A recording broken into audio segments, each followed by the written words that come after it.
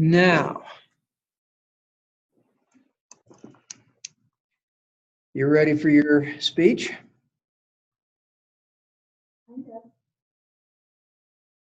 Okay. Okay. Are you ready to give yours tonight? I have the one line. Okay, then let's go ahead and do it. Yeah.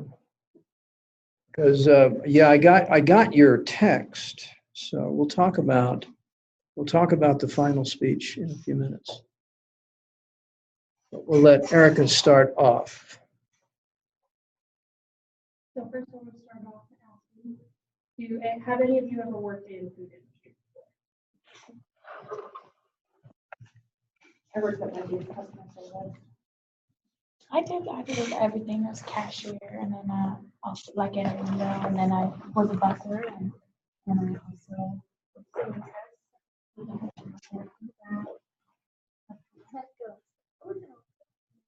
Okay. Well, my next question was going to be, have you guys ever heard of presentation is everything? Yeah. Okay, good. That's the main topic of mine right now, because I feel like that's a very big overview that people don't realize. They always skip over it and they think it's just quality and quantity, but you need to think about presentation. I work at Noodles & Company, and the main thing I do is an expo. So I'm kind of the last stop before you actually get your food. The person who garnishes it and like checks off, make sure everything is actually in your bag. So I'm the person who has to really worry about the presentation. And when I was first getting trained, that's what they told me. Presentation is everything. That's kind of stuck with me through that. So my next question is, when was the last time you guys went to a fancy restaurant and your food didn't look very good? Like, I'm thinking like fancy restaurant. When was the last time your presentation was bad? I was just at the first one, and I was very impressed. Really? One of the most expensive one I've ever had. And, A lot of times people can't think of a time though when they've gone to like a very fancy restaurant and seen that their plate didn't look appetizing, at least most of the time. And so I think that kind of just puts a little bit more of an emphasis on your presentation really is everything. Because when you go through fast food, like nobody's gonna care about your McDonald's hamburger. They don't care. They just kind of give you your food. But there, that's when they want your money. They want to impress you. So that's when it really counts.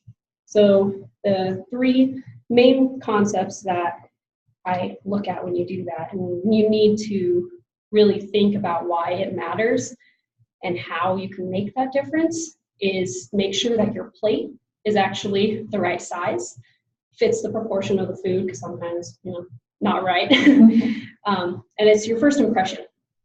That when you see your meal, that's the first thing you're seeing. So it needs to be nice. And then your use of color. A lot of times they'll just leave that out. So it's very important too.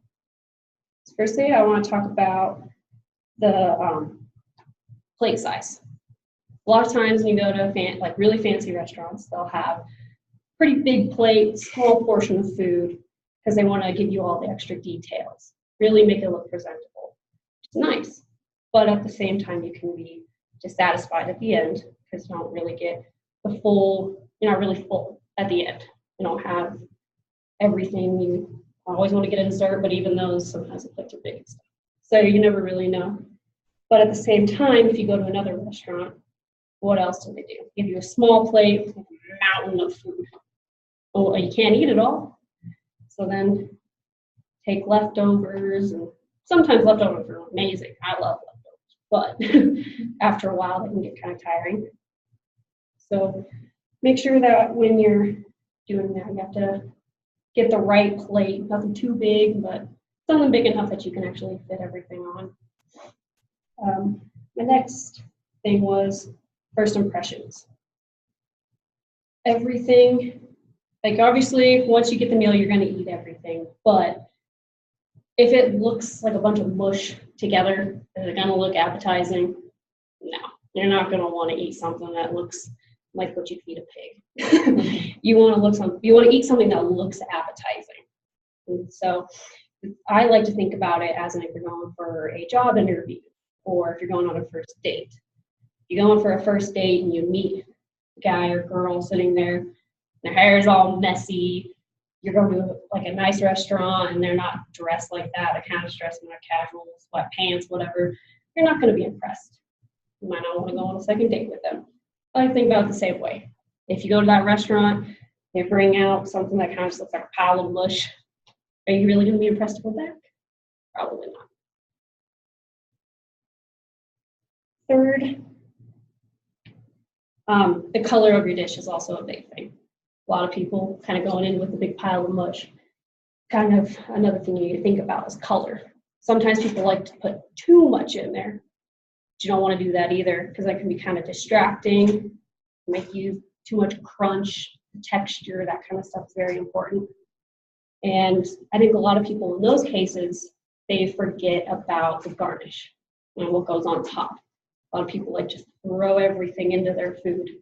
Like to put all the bell peppers, get a bunch of different flavors, sometimes put like apples in there for the big bursts of red. But you gotta remember just putting a little bit of like parsley or cilantro or something on top can just really make it pop and pull everything together.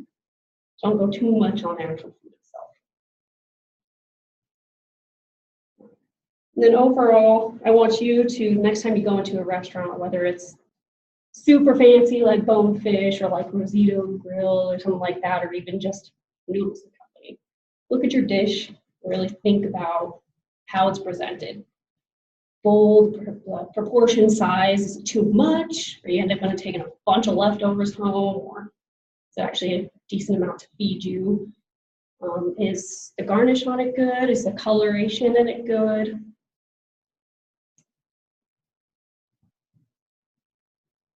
Just look at those and just remember that a presentation is everything. Thank you. Okay, feedback from the two of you?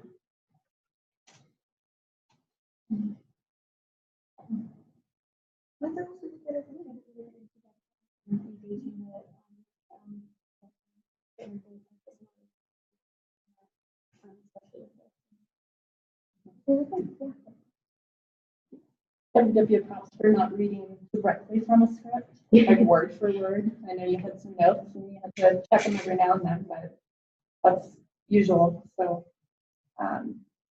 keeping that open. Well, that was pretty good.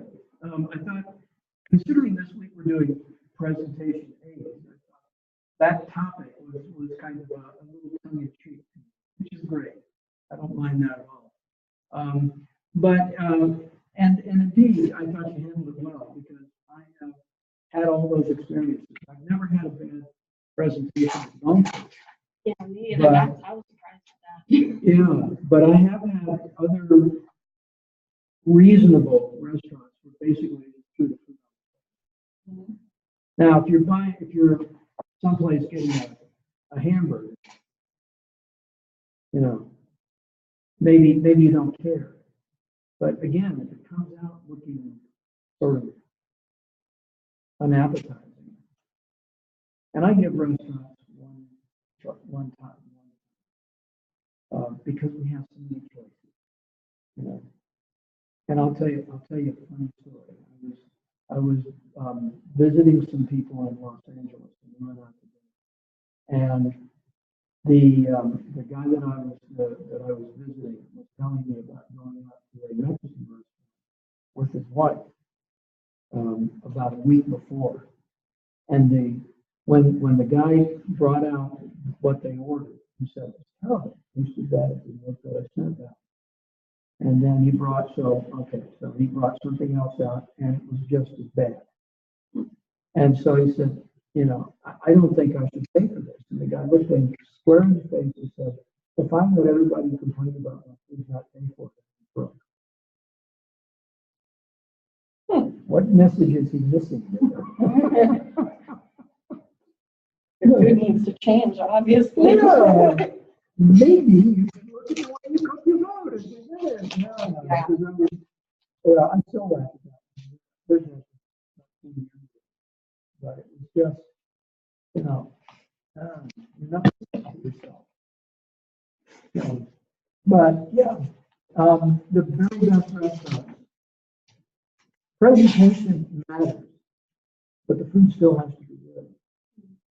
I have been in places where the food wasn't very good, but the presentation was good. So, and the worst is dessert. You know, a bad dessert is not worth wasting, you know, one bite. But we were at a place many years ago. We went to a New Year's buffet, and there was this table. It had a spread. The food was delicious. It was beautiful spread of food. Then there was this dessert table. We looked at the dessert table. Oh boy, we're going to save room for dessert. None of them were. They looked beautiful, flavorless, bad texture. You know, so it can go both ways. And I guess if I had a choice between beautiful and not edible, and edible but not beautiful, I know which way I'm going.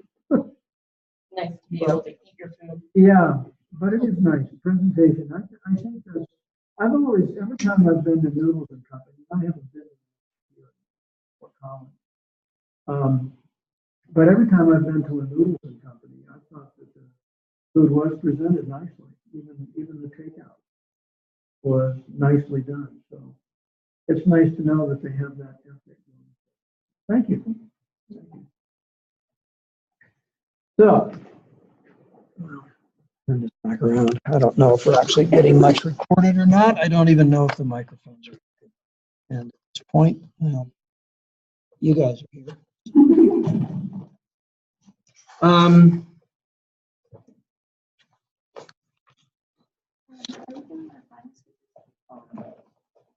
On Wednesday. Yep, that is a good portion of your final exam. I mean, this is a public speaking class, right?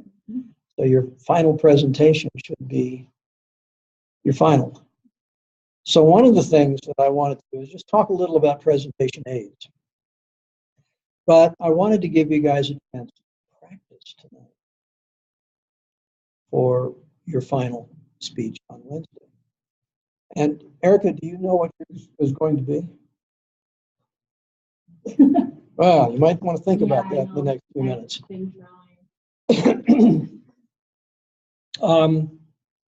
So I thought that you know, the key to a good presentation really is to practice. And the best form of practice is with a small group of people. People that can, you know, give you some feedback and improve it. The very worst presentations I've ever made are those that I put together too fast and did on the fly. Bad idea. Unless you're giving the same presentation, which I've also had times in my life when that's basically, I would take the same spiel to different places. So it gets to the point where my challenge then was, how do I keep myself interested? It's sounding like I'm interested in what I'm doing. So I think that you know, practice is key, and some practice is a lot better than none. And even if all you're doing is lecturing your son, and who probably wouldn't let you finish very well, but that's all right. It is better if you can do that with someone else as well. So I thought we'd practice tonight, and you know, give feedback to each other on the way we handle it. Erica, I thought your body language was good. Hand gestures could really be used, I think, in the presentation about preparation of food quite well. Also, since we're talking about presentation aids, you know, what are the successful cooking shows on television? It's not somebody talking about the recipe, telling you what to mix and what. They do it. Maybe they have all the stuff prepared, which is intelligent, And preparation often takes, as you know, 10 times as long as actually preparing the food, actually cooking it. But nonetheless, they cook it. And then they usually have somebody there that tastes it and tells them how wonderful it is. Which, of course, if they started saying this is terrible, that wouldn't be very impressive. But they do that. So, there is an example where if you have the time, demonstrating how you would garnish something. I mean, obviously, your job was the final prep of the food, but it might be good if you were doing this. If you wanted this as a larger presentation, you would probably look at some visual aids, which could include a picture of a plate, this big with this much food on it, which is kind of ridiculous. Or another plate that's overflowing, as you mentioned. Neither of which is terribly. I mean, there's a bit of hoity-toity stuff with very upscale French restaurants, which is to have a big plate and a little portion. But that's that culture, that French restaurant culture. It's not the way they do it in France, but it's the way they do it here. Other than the place that I mentioned when Mimi was with us the first night, the place in North Carolina, the French Country Inn, he was very careful that the plate size, there was a rim that was the rim, nothing, not even a drop of gravy was on the rim. And then, but the food covered the entire bowl portion of the plate. So it was really, not only that, it was very well laid out, very carefully set. He was very, very picky.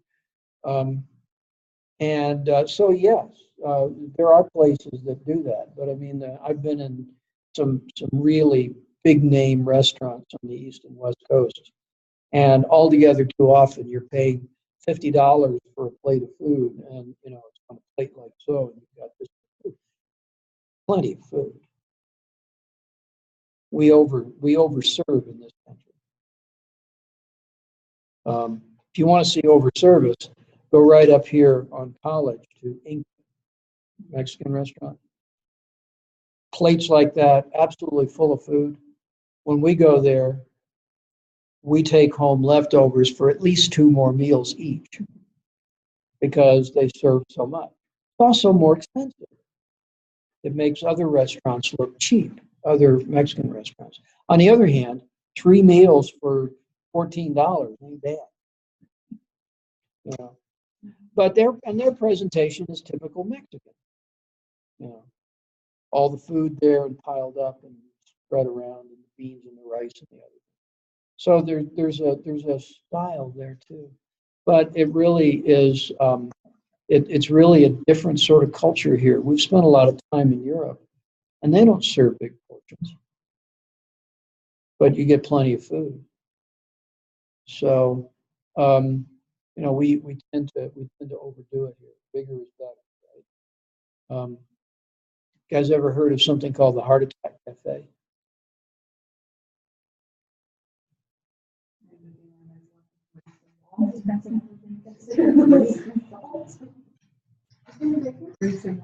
There's actually, I think there's one in Vegas. I know there's one in Los Angeles.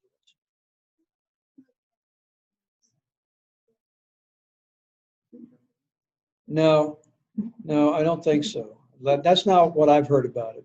But I saw a video of this. It's pretty disgusting. They have they have a hamburger, which is called the 4 infarct burger, 4 heart attack burger. It has 8, either 6 or 8 half-pound burger patties, 2 pieces of cheese per patty. Okay, 3 or 4 slices of bacon per patty, and none of this, junk like lettuce or tomato or any of that stuff. Over 3,000 calories. And they showed people eating an entire one. And I looked at it and first off, this is just gluttony. But I think they might even have a deal that that's like a place in Amarillo called the Tall Texan. The Tall Texan, you drive out Interstate 40, or either way coming through Amarillo, and there's a sign. They sell a 72-ounce sirloin. Wow. And if you eat the whole thing in an hour, they'll give you the second one free. I actually met a guy who had done that one time. I asked him, how sick were you afterwards? He says, I don't want to think about it. But I did it just to prove I could do it. And I thought, boy, 72-ounce sirloin. Just couldn't believe it. Yeah, right. I mean, right. 4.5 pounds of meat. And so we tend to do this.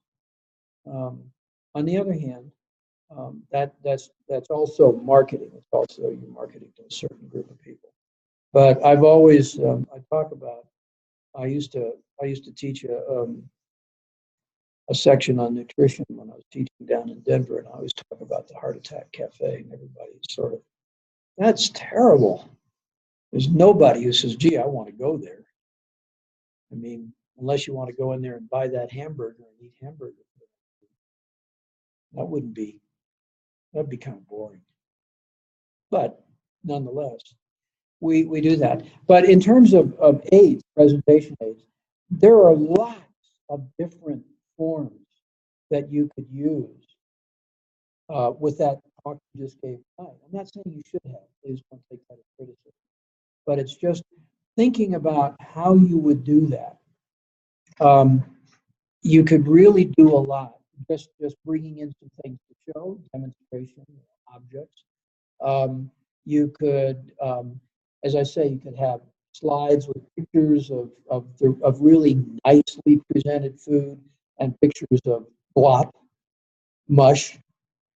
And we were at a restaurant recently and had I don't remember what it was that we had in terms of the meat portion of the meal, but they had garlic mashed potatoes and broccoli. Well, the broccoli smelled, felt, and tasted like it had been cooked 3 days ago. It was just not edible. Not impressive. Not an inducement to return. So, but you can show pictures, and you can tell when broccoli is freshly steamed and when it's been in the pot for a week, right? Just the color and everything is just wrong. So you could have pictures. That would be good. You could use the method of stepwise preparing a meal, and you could do that with a flip chart. Just write out the steps, or use a PowerPoint and have the feature where you can just add a line and add a line. As long as you don't fill up the slide with too much information. But there's lots of things you can do. And of course, the ultimate when you're talking about food is to bring in samples, which only works really in a small group, or if you're trying to sell someone on a big catering contract, because you want them to like the food. So there are some things that can be done as aids to the presentation. Aids are not all visual aids. Aids can be demonstrations. They can be working with other people, maybe carrying on a conversation with someone who is also involved in the presentation, sharing things back and forth. Those kinds of presentation aids are almost a substitute for the note card, because when you have two people working on it, too many things appearing on my screen here.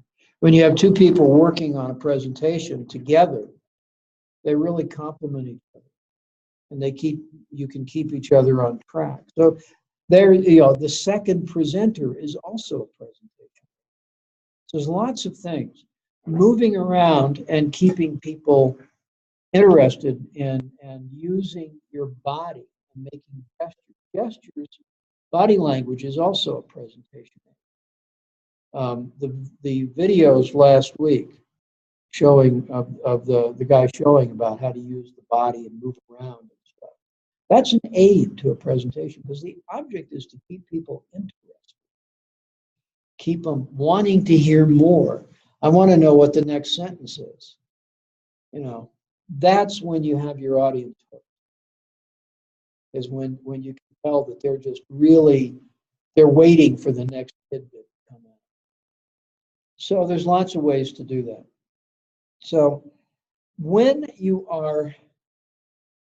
you're thinking about aids, that's your last stage in preparation.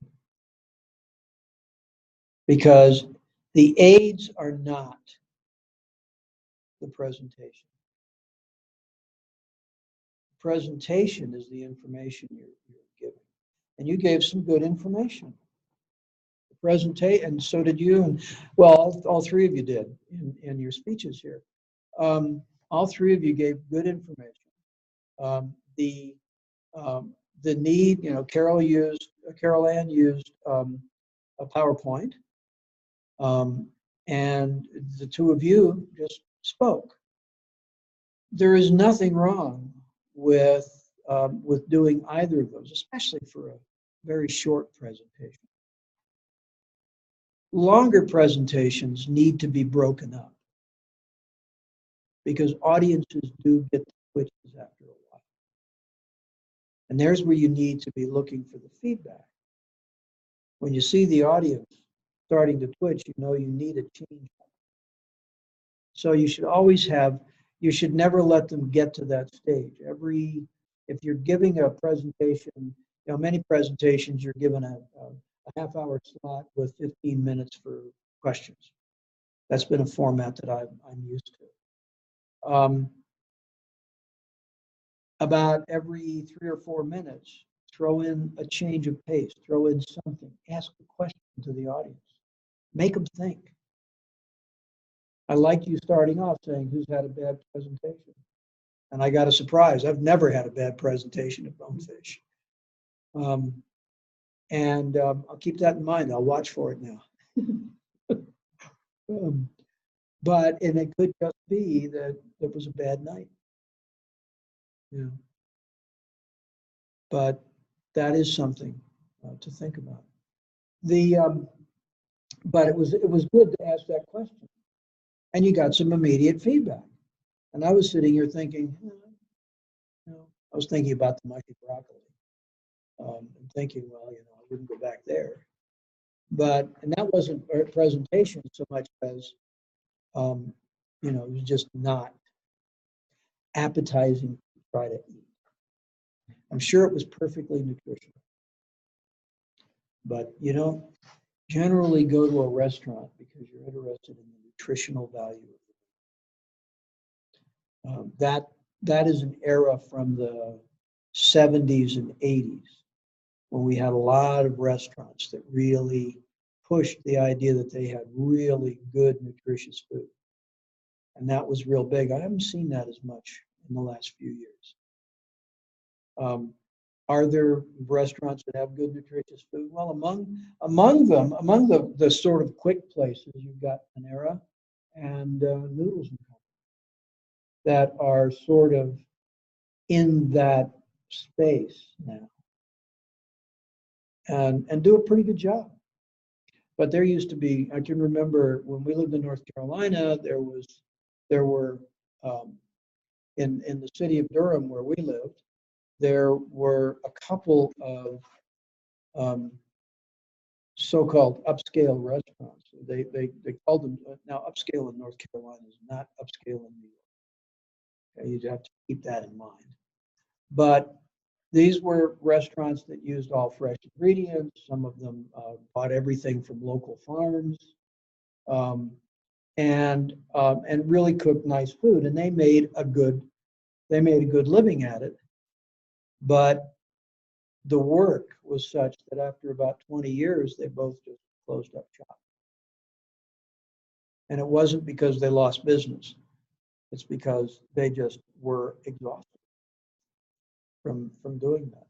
One of them actually spun off six other restaurants, trained chefs. But they've changed, and there are, as I say, there's a few still that do well, but not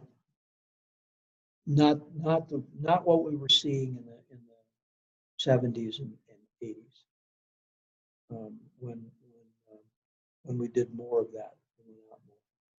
So anyway, so the issue of presentation aids, as I say, for short presentations, they're sort of like, okay, that's fine. They should be very, very, very not distracting. However, they shouldn't have too much information. They should be basically a prompt for what you're going to do for a short presentation. Now, certain things, if you, such Erica, if you are making a presentation, an in-service in a medical office because you've recently been to some seminar on treating some form of disease, you will have probably some visual aids to show what it is you're treating and how it might be done. And that's going to be still, you're not going to have more than about a 15-minute presentation. And so that's a special case. But for the most part, you don't want anything complicated in a short presentation. The longer the presentation, the more use of aids is going to help you. Going to help you keep the audience, going to help you keep up your own interest. And things like PowerPoint or some other visual aid are a great way not to need notes, because those are your notes. And then you just look all the better when you're making the presentation. You look like you really got it down pat, and all you're doing is you have a different form of note. And that's okay too. But as I say, the longer the presentation, either you have to have such a gripping story to tell. And quite frankly, very few people can hold an audience in thrall for longer than about 20 minutes. Although I've had a couple of college professors when I was in school who could hold a class, really hard, attentive class, for an hour at a time, simply because they imbued life into their subject. And the specific one I'm thinking about is a history teacher. And let's see, this is, so 50 years ago now, I attended a special lecture that our history teacher was giving about Cortez invasion of Mexico and his march to what is now Mexico City and back to the coast. And I can still almost quote that lecture verbatim 50 years later. It made such an impression on me. And it's just, the story itself, the way he told it was so compelling. And so it was kind of interesting that I can still remember it after all these years. But it also tells you how well structured his lecture was and how the information and the delivery impressed me. He didn't use any. All of his aids were his tone of voice and his descriptive power in his lecture. And back in those days, we were kind of limited in terms of visual aids that were available. We had blackboards, not whiteboards, blackboards. And occasionally someone would use one of these overhead slide projectors, plastic 8.5 by 11 things that you could find. He didn't do that. But his aids were his ability to construct images with words. He was a word painter. And the images describing, Cortez' little band of men coming across a valley full of Aztecs, all of them carrying swords and stuff, but they were massed together. And so Cortez' men just marched through them on their horses. And so they never had to engage more than just one row at a time. And so just this picture of these guys cutting their way through this crowd. Of course, it's not a pleasant picture with all the bodies they left on the ground, but nonetheless, this little band of people using a European style of fighting just bested 100,000 warriors. And they had like 50 or 60. So his ability to paint pictures was really good with words. And that's really what makes a good speaker. Some of the best word painters or picture painters with words these days are Black preachers. Really, literally. Go back and look at some of Martin Luther King's speeches. And he painted pictures. And his delivery, his pace, his elocution, everything about it was, and he didn't use visual aids. He wasn't in a place to do it. Nowadays, and to some extent, I would urge you with visual aids, keep it simple. Use the minimum you need. I look at, a lot of these classes that we have textbooks. And when you write a textbook for a course these days, I mean, I guess everybody's lazy. But when you write a textbook, you have to prepare a set of PowerPoint slides. The author does. It's not the instructor that's going to use it, the author. You prepare all of the quizzes, you prepare test banks for quizzes and that sort of thing. Basically, you do all the work for the instructors, right? And the problem is that you'll see this, and there will be 20 pages of information in the textbook. And you'll look at the PowerPoint slideshow they give you, and it's like 70 or 80 slides. And, so you get death by PowerPoint in a hurry. And that's one of the reasons that I tend not to use it very often when I teach. I will use it when there is a graphic that I want to really discuss and project, and then spend some time talking about the various components of it. But that's essentially a substitute for passing out something in class and discussing it. And it's superior because when you're discussing it on a projection screen and nobody has it in front of them, they're paying attention to what you're saying. Whereas if they have the thing, they may or may not be able to follow you. So I generally wait to hand out such things when I use them after I've given the lecture so that people will have something. I also don't tend to give out copies of my PowerPoints, at least before a talk, because if I do, that's all they're going to do is read it. They're not going to pay attention. They're going to think they're going to get all the information off the PowerPoint handout, 3 to a page, that I give when I talk. And can you imagine trying to do a PowerPoint with the algebra class we had last mod? No, it wouldn't. It wouldn't work out, because the advantage to doing things by hand on the board is that I'm going slow enough that I can tell when I lose you. Yep. I drag you up to there. I used to drag her up to the board and make her solve problems. But, and that wasn't because I was lazy, although there are times when I just get tired of talking. And it's worse in a day class because it's like 4 hours. Yeah, the morning classes are 4 hours. And that's a lot of talking. So I tend to break those up a lot. I prefer lab classes in that case because I can talk some and then we can do labs. But anyway, when we're having a long, so visual aids and other kinds of presentation aids, the ones I like, I don't know if you've had a chance to look at this week's discussion yet, but I posted on that. The ones I like are to use a whiteboard because I can pace things. And when I reach a step that, especially doing math, and I do the same thing in algebra and statistics, and when I teach the pharmacy math courses,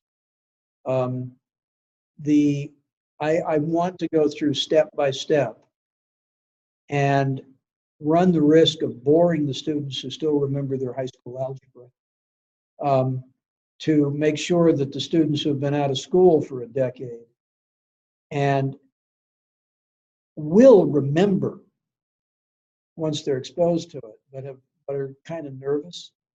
I want to go at a pace that I know that they can follow and pick up what they need to know. And it also allows me, when I do things that way, to do things to make each problem a bit more complicated. Jessica, remember, said, now let's make it a little more complicated, right? And I would. It would get a little, but it was still the same process. So I like to do that. Another is when I teach lab classes, I always do demonstrations. I will demonstrate. When I teach the class that we teach here, we call it drug administration. We also refer to it colloquially as injections because we actually teach you how to give shots. Okay? Well, when my sister was in medical assistant school many years ago, they taught her to give shots by poking needles into oranges. Well, that's nice, but an orange can't say ouch. And an orange won't bleed if you hit the wrong spot. So in our classes, we give each other shots. And when I say each other, I include me as the instructor. Because how else do I know that you know what you're doing if I don't let you practice on me as well? Because I know what I'm feeling. And I can usually tell you what you've done wrong, if indeed you have. So we start off, we give a demonstration. What's my demonstration? I take a volunteer. After the first class, the volunteers know what's coming next. And I demonstrate the injection type on the volunteer. And then I turn and say, okay, your turn. Put out my arm. Which always scares the dickens out of them. I might be the only one here who actually does that. But I found that I can teach better by demonstrating, and then I can reduce the nervousness on the part of the students by saying, okay, it's your turn on me. And that usually is, well, no, it's not actually, because I teach people how to give painless shots. I don't teach it the way nurses do. I teach it the way the patient would like them to be taught. But I've always taught them in that way. And that demonstration is a powerful presentation aid. When I've got 5 or 6 students in a class, and that's what I had, I do in the last time I taught that class here. But when I'm down in Denver, I used to have 16, 18 people in class.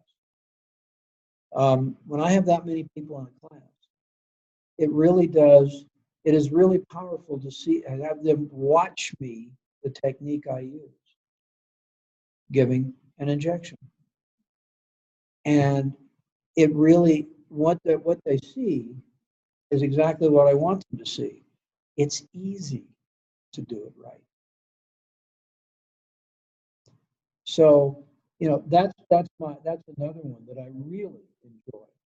I will use PowerPoint almost never. And the reason is most of the PowerPoints are pretty pathetic that the textbook authors provide us, to be honest, because all they've done is reproduce the material on the slides, and that's not useful to me. Y'all can read perfectly well. So I tend not to do that. And I tend to do a lot of other kinds of demonstrations, like when we're using equipment to do finger pricks for glucose tests and that sort of thing. The only way you can learn these things is to see it done and then do it. And you need to get over that nervousness. And the best way to get somebody over nervousness is to show them that it really doesn't have to hurt. Or these tests are easy to do. The other thing is I teach a compounding class in a pharmacy. Compounding is when you make up medications to order for a patient, special meds that are not commercially available, which you can get. Doctors are not limited to what pharmaceutical companies offer.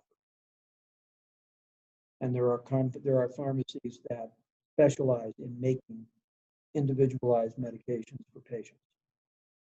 Okay.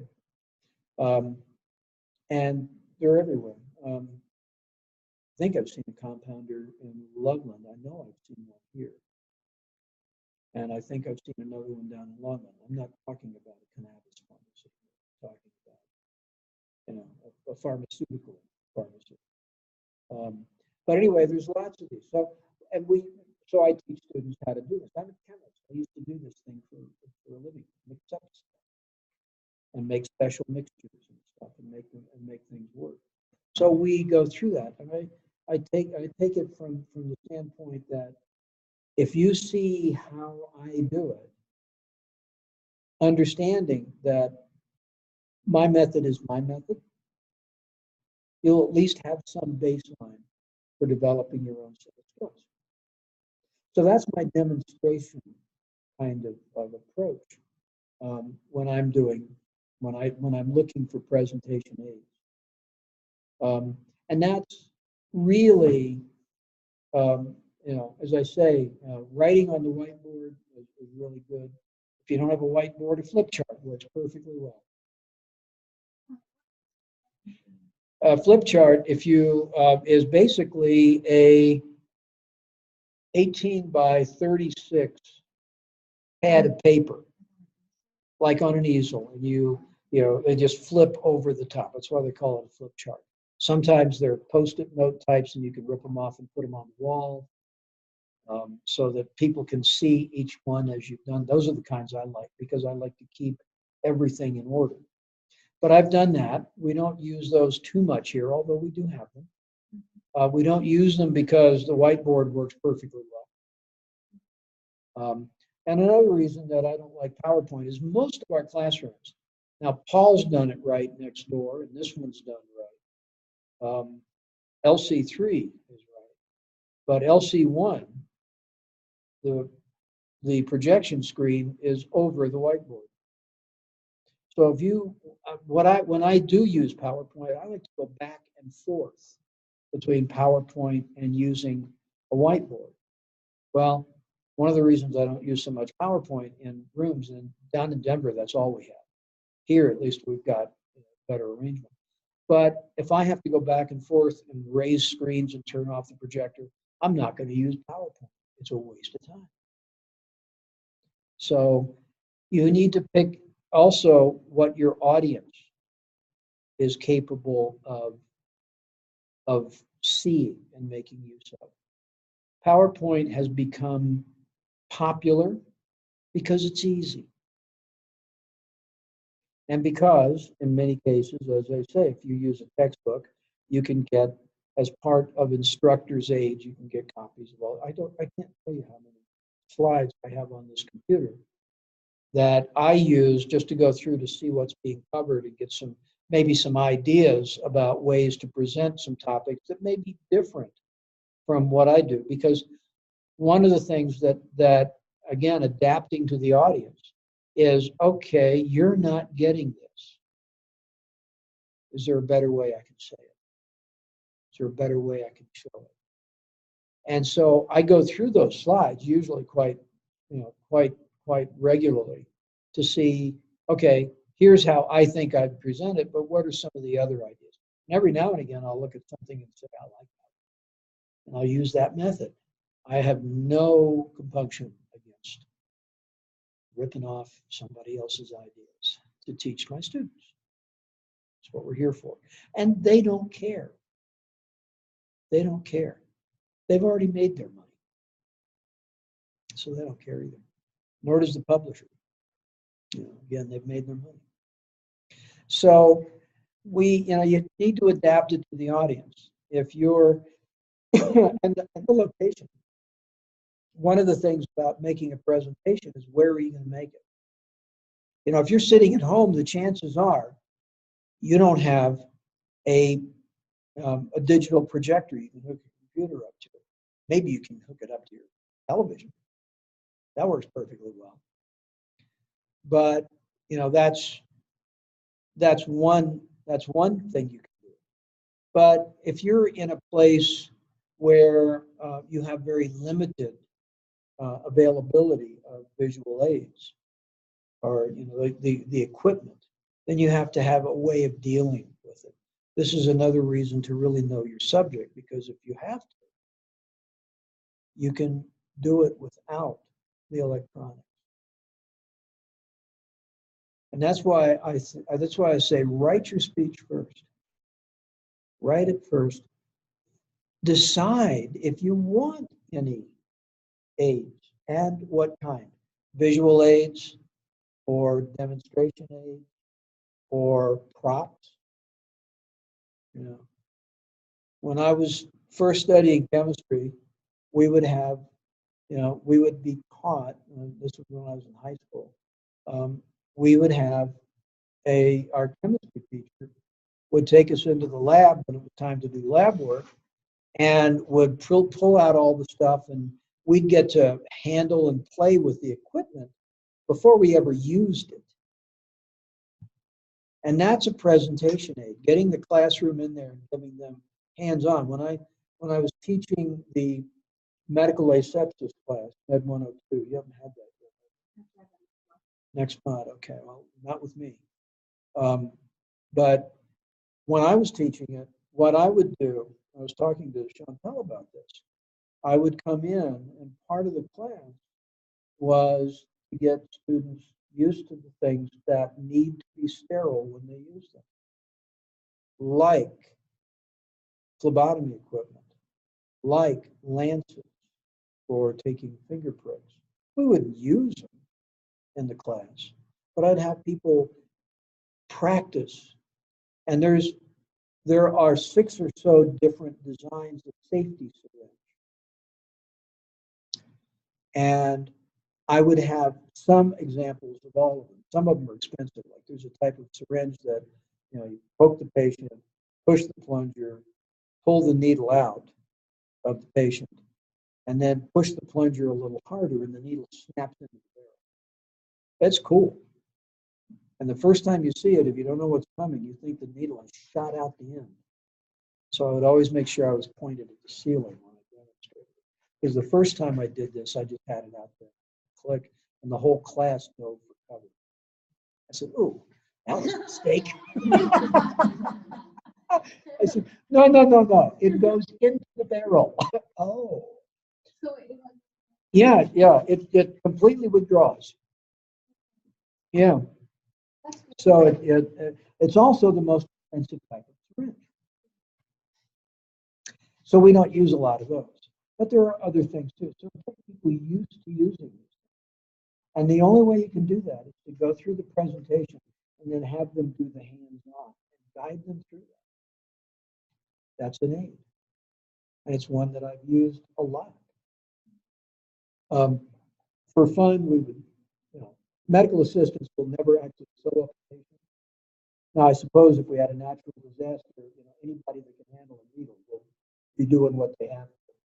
But I teach students how to do sutures. Because the other part of that is, as a medical assistant, you will remove sutures. Well, they have to be put into something to remove. Now, we don't put sutures into people here. We suture up hot dogs, bananas, chickens, all sorts of things. But nonetheless, the process, teaching that process and going through it, that's part of demonstration. That's part of the presentation. And it is an aid. Oh, it's time for a break. 7:02. Let's take a break. 15 minutes.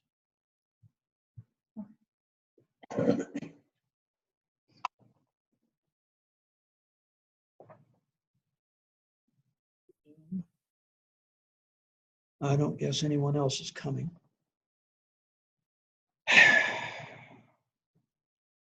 Okay, so who wants to practice their presentation for Wednesday?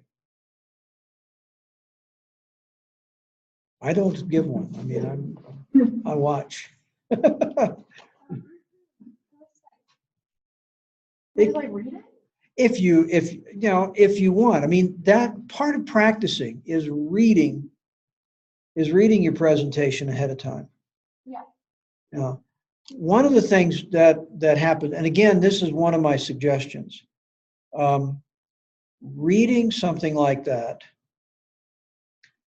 maybe half an hour or an hour before you go to bed at night, is another thing. Again, learning in the rests, you're more likely to get a lot of that integrated in, because the last thing you've been, not necessarily the last, you're going to be taking care of your kid. You're probably taking care of yours. You may be spending time with family. Like last night, it's time for bed, and my daughter says, "Let's play a game." Okay. And then we had fun, of course. But nonetheless, again, that's relaxation. And it also, one of the reasons that I say a half an hour to an hour before you go to bed is that it's not the last thing you look at before you go to sleep. Okay, again, you're integrating. Everything goes into short-term memory. Most of that disappears because it's why should you remember that you walked 15 steps to the door? Most of it's irrelevant. But some of the stuff that's relevant will stay there long enough to then be integrated more into long-term memory. In fact, there are some people who believe that's what dreaming is actually about, is integrating the day's activities, the important part of the day's activities, into long-term memory. Now, I've always wondered how that relates when I've had a day where all I've been doing is just the normal routine of the day, and then I have some weird dream, where I'm being chased by a dinosaur or something. How does that work? I'm not quite sure, but that's what I've read that some people believe. Some of the psychologists who've studied these things believe. I have no idea. All I do know is that if I read something along a schedule a couple of times during the day, and then about an hour to half an hour before I go to bed, it becomes more natural.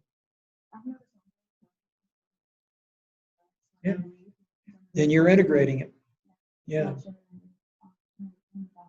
Yeah. Yeah. Then you're integrating it. And that's part of the function of sleep, is to integrate the day's activities. And healing. We all know that sleep is also a balm for the day's activities. You go to bed, you've been working. If you happen to be a farmer, you've been working hard, you go to bed, that regenerates your muscles so that you're ready to go back to work the next day. There's a lot to it. Rest is critical, and we don't get enough in this society by any stretch of the imagination. I really have the unexpected benefit of my work schedule is that I'm actually able to get enough sleep now for the first time in decades. So It's nice not to have to be up, or to get up because I want to. There's something I want to do. Anyway, so who wants to try first?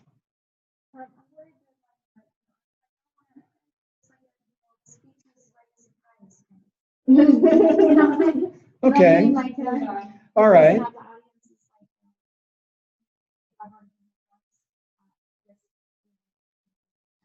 That's not an invalid point. So the other possibility is we take time and you all just study your speech and finish preparing. You might want to start writing yours. Now that you've figured out what you want to do. But that would be a reasonable thing to do, is start preparing for that. Because in reality, we've talked about as much as we can talk about presentation aids, because they're going to be different with every presentation and every kind of presentation. That's okay.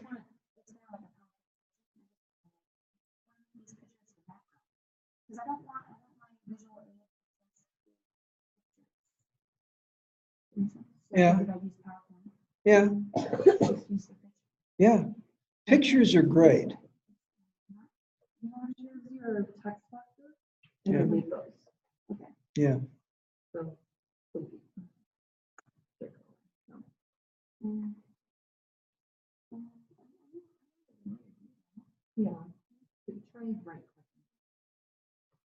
There's you can usually get rid of either that or change the slide design to blank.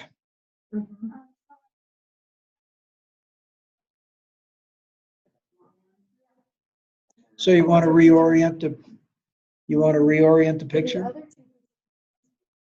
And this one's a portrait.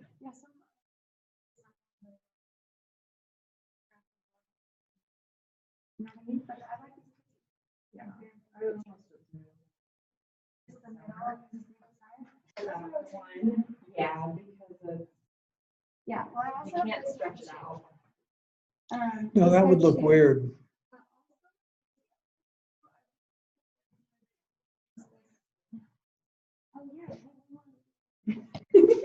Sorry. Yeah.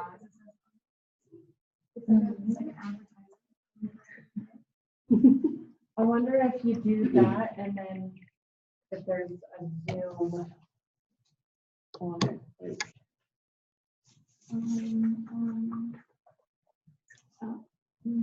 Or maybe you can put some words next to it. That's also another thing, because like I did really like the idea of using presentation instead of notes. But I like having notes. The answer to that always is do what you are going to be most comfortable with in your presentation. Because if you're not comfortable with it, it'll come through.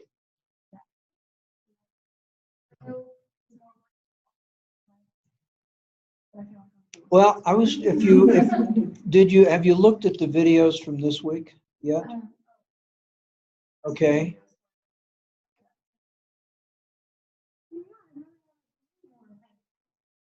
open your hand. Yeah, yeah. Yep, and that's something though, again, he obviously has this very open personality. Yeah. And that's not to say that you don't, because you do seem to have this open personality. You're just not used to it yet. Yeah. Yeah. And it takes practice. You know, there are people who are naturally able to do these things. We have some friends whose son, their younger child, from an early age, we knew he was just a natural stage presence, and he's proven it. By the time he was 17, he'd already given his second TED Talk. Oh, really? Yeah. Yeah. So, it's been fun to watch him. But the issue is you do what you are most comfortable with so that your presentation is more natural. The reason I asked about this week's videos is one of them, there's a guy, I think it's the last video this week. There's a guy that's the presenter. And he's obviously, he's in this YouTube, and he's obviously periodically glancing over at something like a teleprompter or something to tell him what he's supposed to say next or remind him. And in the first week, and I think there was a video, might have been in the predecessor class. I think it's actually there. I think there's a video that's actually was created in Utah by the school, one of the personnel people, and she's obviously talking while reading. She's talking into the camera, but obviously since she's looking this way, she's not looking into the camera. She's looking at notes. Now, if you look at tonight's video, I'm not looking at the camera because I'm looking at the three of you, and that's the appropriate place to be looking. But if you're just sitting there in an office doing a video, you need to be looking at the camera. So and it's really kind of distracting to me when I see that.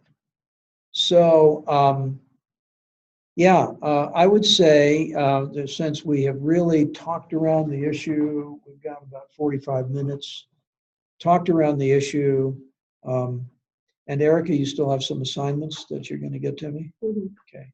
So let's get those in.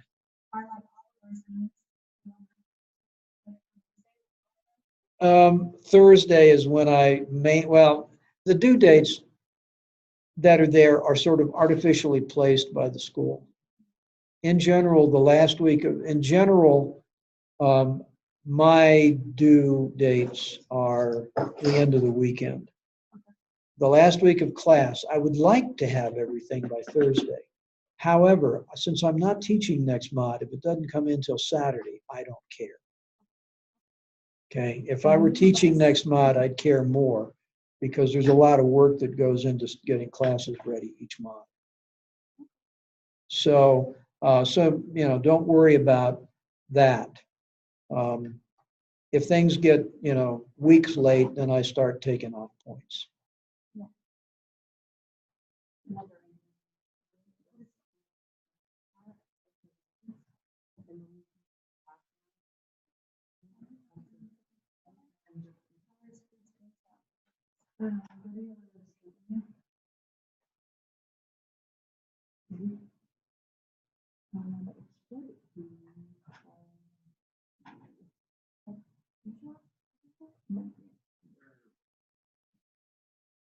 Okay, screenshots.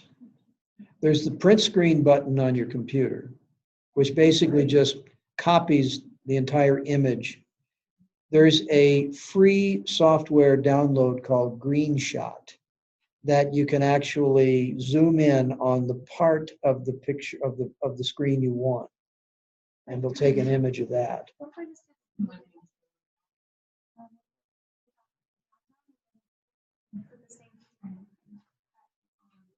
That would work. Let's do that. And then we can try to it's called Snipping Tools. You can always search it. It should be preloaded on your computer. Yeah. And it takes a screenshot. Yeah, it's kind of like that green. GreenShot.